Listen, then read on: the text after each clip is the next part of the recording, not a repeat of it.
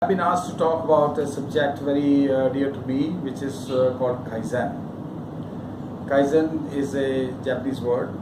Kai means change and Zen is for better. And this is actually a philosophy. Kaizen is a management philosophy. It's a life philosophy in Japan. And basically, if you look at the Japanese, some of them, when I encountered them when I visited Japan, and I tried to find out the meaning of Kaizen, they said it is part of their life. It's in their DNA. It's in the air as far as they are concerned, because they constantly want to improve, want to change.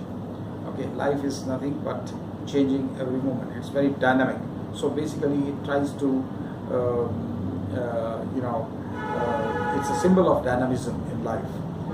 Because when we see nature, it is also changing. Seasons are changing every day. Okay, temperatures are changing every day. The air velocities are changing every day. Temperatures are changing every day. So our nature is also very, very dynamic. We have day, night. So we start from the morning, then goes midway, and then goes to the evening and night, and then it doesn't remain stationary at all. So why do we need to be stationary? Okay.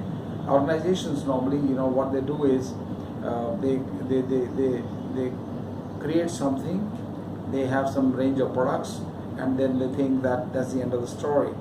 Whereas they don't understand that industry is so dynamic, that there are so many players there and who are looking for different products, and they are trying to produce different products. So there is a constant change. So change is the only constant in life. There's nothing else which is constant. So we have to learn that we must continually change, not continuously. That means that continually and continuously are two different words. Continuously means that if you improve yourself, then you fall. Improve, fall, improve, fall. You should not. So continually means that you continue to improve. And that is Kaizen. So when you look at individual, personal level, you have to keep on improving on day-to-day basis. If you want to become a champion, if you want to become a great person, then you have to improve. Okay, and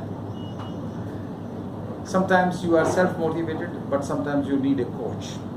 So you need a coach in the form of your parents, in the form of your teacher, in the form of your friends, in the form of professional coaches. So you need to find one who can guide you as to how to improve on day-to-day basis. Okay. So whether it is in our life, we have two things continuously going on. As a student, it is the studies and the life. When you are working, then it is your work and life. So there is a balance. So learning and life, there is a balance, and there is a working and life. So when you grow up, it's working, learning, and life. All three together. They are very important. And there are a lot of things one has to learn as to how. So in Kaizen, first is to understand the meaning of Kaizen. Okay, what is it? And then second is to embed it, to take it inside you, make it an inner journey for yourself. And it should not be something like artificial journey. In the organization, we try to bring in Kaizen work culture.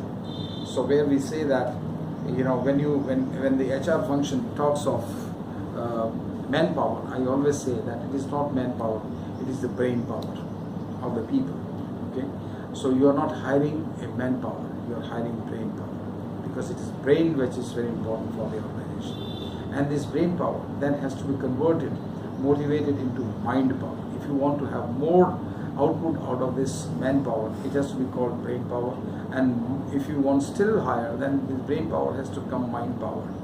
And particularly at the management level, even this mind power is not enough, and you have to convert this mind power into soul power. Sometime later, I'll explain to you the difference between these four powers: the manpower, that is body power, the mind power, and brain power, mind power, and the soul power. We need to understand very clearly. So ultimately, in our life also, this body power has to get converted into soul power. So Kaizen tries to bring in changes. So when you try to bring in that Kaizen culture in a company like Toyota, it is mandatory for every employee of the organization to actually do one Kaizen per week. So if there are 300,000 employees, you have 300,000 Kaizens which are coming in every week.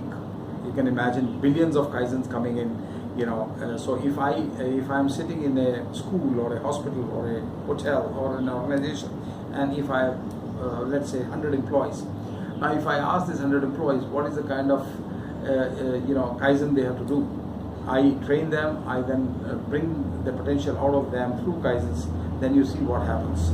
Suddenly there is a surge of ideas, and these ideas are convertible and they'll help the organization to grow.